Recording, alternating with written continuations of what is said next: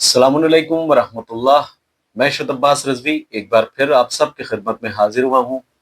रिश्तों में देखा जा रहा है कि कहीं ना कहीं रिश्ते ख़राब हो रहे हैं, जिससे बहुत से जो मसाइल हैं वो पेश आ रहे हैं।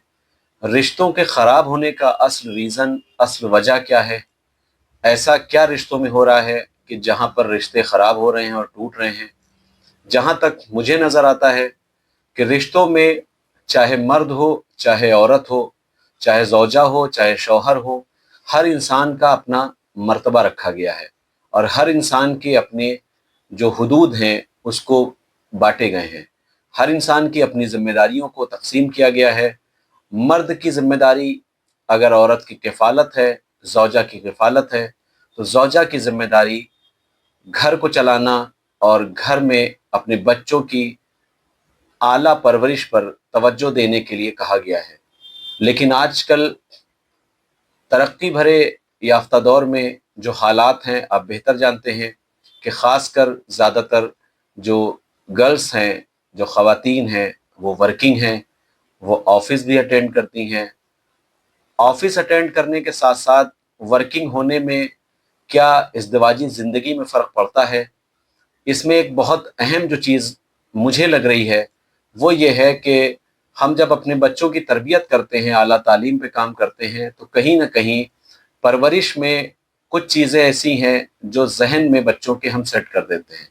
मसलन जब लड़की अच्छा पैकेज कमा रही है, तो शौहर का पैकेज कम नहीं होना चाहिए।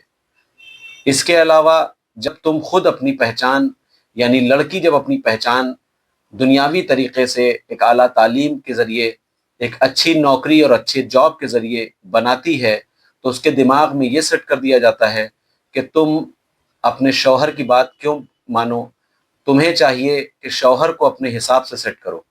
यानी कहने का मकसद ये है कि जो इस तरह की अगर फ़िक्रें हम लोगों में राइज हो रही हैं, जो कि इससे दीन और शरीयत का कोई लेना देना नहीं है, जो सिर्फ़ और सिर्फ़ नुकसान दे रही हैं रिश्तों को ख़राब करने में। रिश्ते जब ख़राब होते हैं तो कहीं न कहीं हम सब दुनियावी चीज़ों को अपने ज़िंदगी में इतना हम राइज किए ले रहे हैं, अपने ऊपर इतना हम ज़िम्मेदारी के साथ उसको अपनी ज़िंदगी में उतार रहे हैं, जिससे रिश्ते ख़राब हो रहे हैं। आप लाख जितना अच्छा पैकेज कमा लें, जितना अच्छी सैलरी पे काम कर लें, लेकिन लड़की एज़ ए ज़ौजा कभी भी शौहर के हुकूक को नहीं क्रॉस कर सकती। शौहर के अपने हुकूक हैं, ज़ौजा के अपने हुकूक हैं। अगर आप वर्किंग गर्ल होकर, आप वर्किंग वुमेन होकर आप जॉब कर रही हैं, आप वर्किंग हैं, लेकिन आपको अपनी हुदूद को ज़िम्मेदारी के साथ निभाना पड़ेगा और अपनी ज़िम्मेदारियों में अपना 100% देना पड़ेगा।